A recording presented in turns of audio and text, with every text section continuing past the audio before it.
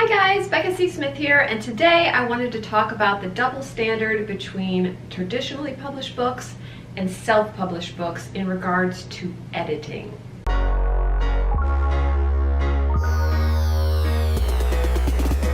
Now the fact is that self-publishers or indie publishers are held to a much higher standard than traditional publishers. I know that sounds weird, but it is so freaking true. I read a lot, and I can't tell you how many traditionally published books I read that have typos, grammatical errors. Does it bother me? No. Did it make me want to stop reading the book? Absolutely not. Are there any reviews saying how many typos and grammatical errors there are in this traditionally published book? No. None. But as self-publishers and indie publishers know, the number one or 2-star review that you will get are the, oh, this book just needed a good editor, or oh, it was just riddled with typos and grammatical errors.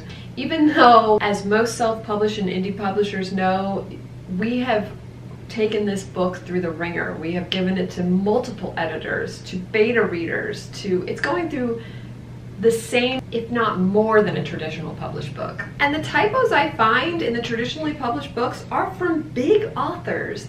I have examples here, like I just took screenshots. Now I could have taken a ton more screenshots, but I'm actually reading the book and enjoying it, so I don't want to stop to take screenshots. But every once in a while I'm like, no, I need proof to just show this to people. So if you watch my channel, you know I am a huge Brandon Sanderson fan. Like, I will read anything he writes. He's amazing. And usually his books have a ton of beta readers. Still find typos. I find typos in Mistborn series, which is one of his big series. I find them in the Stormlight series. Is it gonna make me not want to read his books? No, of course not. I love his books. Do I care that he did the wrong T-O to T-O-O? No, I don't. But what I do care about is the fact that as an indie or self-publisher, when I make that same mistake, or if something like that does get through on one of my drafts, you can bet your butt that I will have a review letting me know it.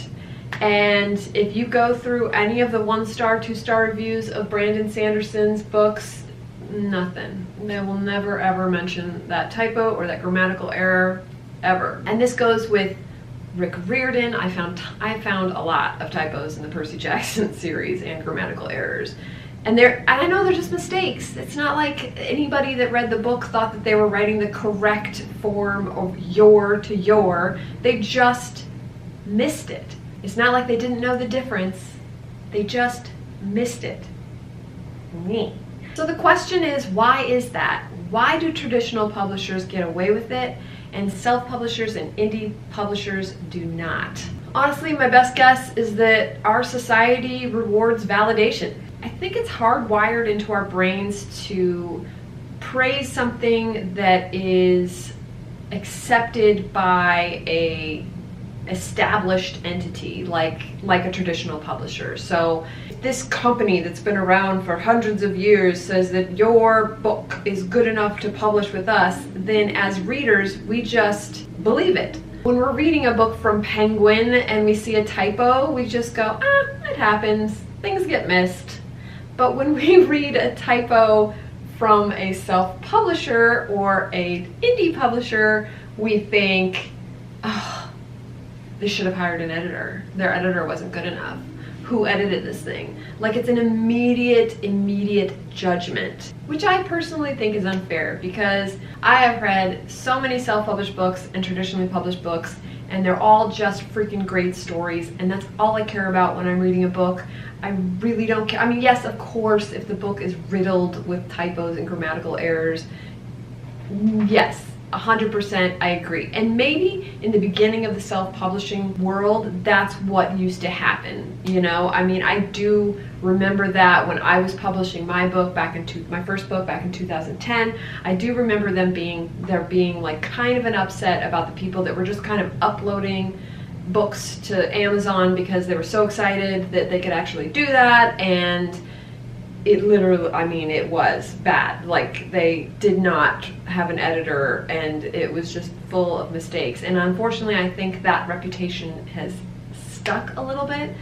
We're definitely making huge strides in the self-publishing world to break that stigma, and I think we're actually doing a great job, because a lot of people will start their own publishing houses, and the average reader really can't tell the difference between a traditional published book and an indie published book, because who's to say that the publisher isn't like some fancy boutique small publisher that published this book. I think we're definitely making great strides, but the stigma is still there. It's annoying because as a self-publisher, we have to deal with those types of reviews, even though the traditionally published books that have more typos than we do or grammatical errors, and they don't get any bad reviews for it. No one ever points it out. That's the double standard, but I really wanted to do this video because I wanted to get all of your guys' opinions. Do you think there's a double standard? Do you think that traditional publishers should be called out on their mistakes? Or do you think traditionally published